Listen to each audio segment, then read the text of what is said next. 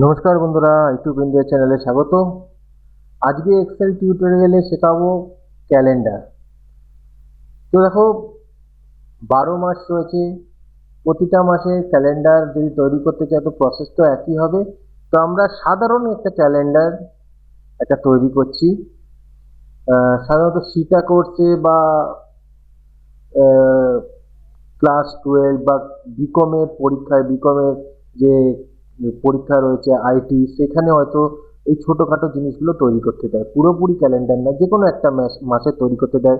সিটা কোর্সগুলো, যেগুলো যুব কম্পিউটার কেন্দ্রে যেগুলো পরীক্ষাগুলো হয়, মাধ্যমিকের পরে যারা কোর্সে ভর্তি হয় তাদের এসব করতে দেয় সাধারণত। তো আমি আজকে তোমাদের ক্যালেন্ডার শেখাচ্ছি। মার্চ মাসের, ধরো মার্চ মাস আসছে, তো মার্চ মাসের একটা ক্যালেন্ডার তৈরি করা দেখাচ্ছি। তো প্রথমে কি করবে বন্ধুরা, সবার উপরে যে আছে এখান থেকে 7খানা সেল সিলেক্ট করবে এবং মার্জিন সেন্টার করবে। মানে প্রতিটা সেলকে মার্জ করবে। 7খানা সেল, প্রথমে এই 7খানা সেল মার্জ করে নেবে।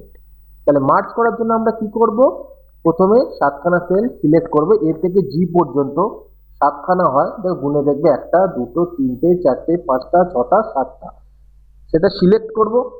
হোম রিবনের অন্তর্গত, হোমের অন্তর্গত দেখো মার্জিন সেন্টার লেখা রয়েছে, এখানে ক্লিক করবে। এখানে ক্লিক করলেই হয়ে যাবে, কোনো অসুবিধা নেই। এই মার্জিন সেন্টার কথাটার মধ্যে ক্লিক করব।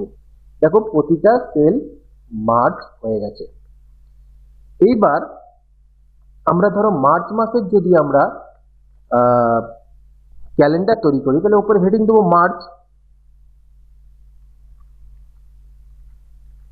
মার্চ 2024 লিখলাম। দেখো লেখার সময় প্রবলেম হলো, MAR 24 রয়েছে, মার্চ 2024 কথাটা পুরোটা এলো না। তাহলে তো একটু অসুবিধা হয়ে গেল, নিজের মর্জি মতন করা গেল। তা আমরা কি করব, এই মার্চ লেখাটা দেখো দেখে নাও ভালো করে, যেমন টাইপ করা তোমরা টাইপ করে নেবে, মার্চ 2024। এটা লেখার পরে এই মার্চের এম এর আগে একটা সিঙ্গেল ইনভার্টেড কমা দিয়ে দেবে। তো সিঙ্গেল ইনভার্টেড কমা আমরা দিয়ে দিলাম এবং বাইরে ক্লিক করলাম। দেখো মার্চ কথাটা চলে এলো। এবার এটা তোমরা মাঝখানে নিয়ে যেতে পারো, এই যে এখানে মাঝখানে নিয়ে গেলাম। এই অ্যালাইনমেন্টে আমরা ক্লিক করে মিডল অ্যালাইনমেন্টে ক্লিক করলাম। এইবার প্রথমে তো দেয়া হয়ে গেল কত সাল এবং কোন মাসের ক্যালেন্ডার করছি।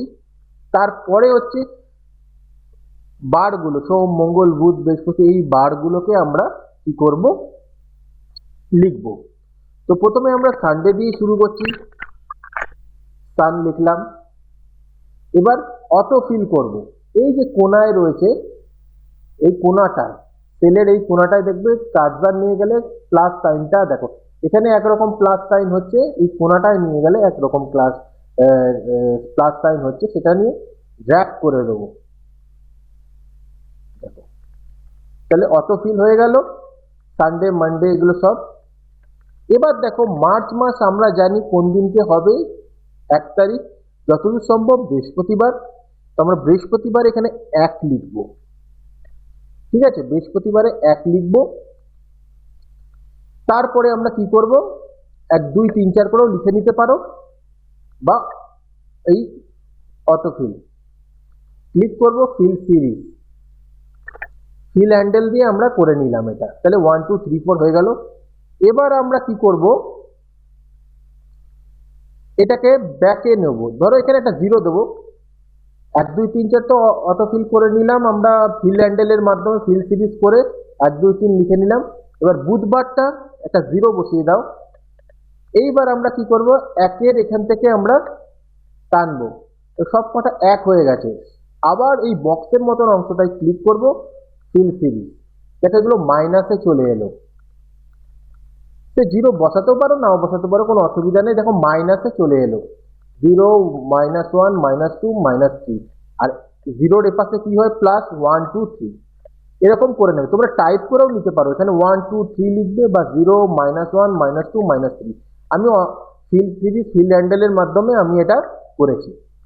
তারপরে এই কলমটায় যে নাম্বার করলাম, এটাকে সিলেক্ট করব। সিলেক্ট করে হোম রিবনে যাব, যাওয়ার পরে এই ফিল আছে, ফিলে ক্লিক করব। ক্লিক করার পরে এই সিরিজ অপশানে যাব, দেখে নাও ভালো করে সিরিজ লেখা আছে, এই সিরিজে ক্লিক করব। ক্লিক করার পরে কলম, রোতেও করা যায়, আমি কলম হিসাবে দেখাচ্ছি, তো কলম আমি ক্লিক করলাম। স্টেপ ভ্যালু হচ্ছে সপ্তাহে কতদিন রয়েছে, 7 দিন, তো আমরা 7 লিখব।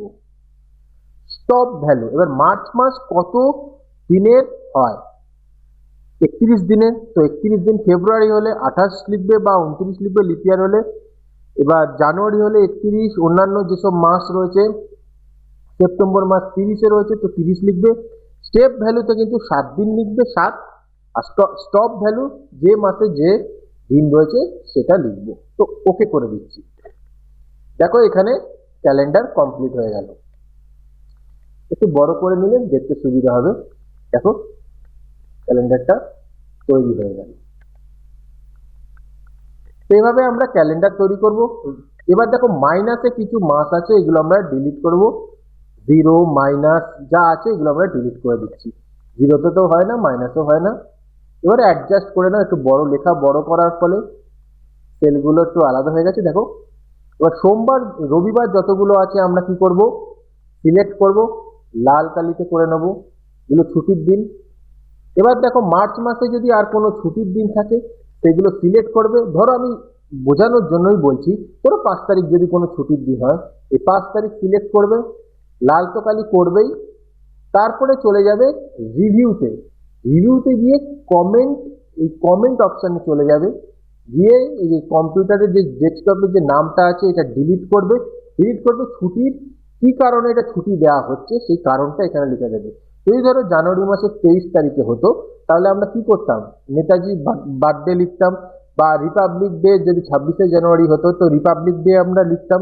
তেমনি এখানে যদি কোনো ছুটির দিন থাকে তাহলে এরকম কমেন্টে গিয়ে তোমরা রিভিউতে গিয়ে কমেন্ট ক্লিক করবে, তারপর লিখে দেবে যে এটা ছুটির দিন, ঠিক আছে, কোন ছুটি সেটা লিখে দেবে। এইভাবে আমরা ক্যালেন্ডার তৈরি করব। আরো সুন্দর করার জন্য এটা পুরোটা সিলেক্ট করবে।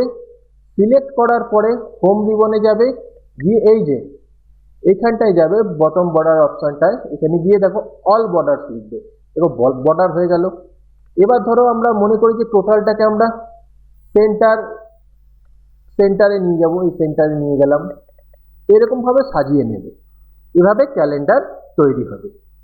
তো প্রসেসটা দেখো আমি একবার লিখে রেখেছি, প্রসেসটা তোমরা স্ক্রিনশট নিয়ে নাও।